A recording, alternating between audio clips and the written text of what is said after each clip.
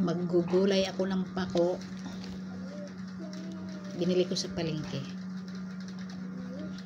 Ilalaga ko lang ito tapos lagyan ng kalamansi, kamatis, tsaka sibuyas.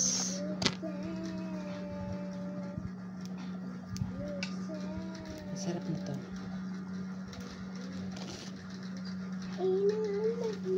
Magaganda oh. Banlian ko lang ng tubig. Alasan ko lang ng tubig to. Init. Yun.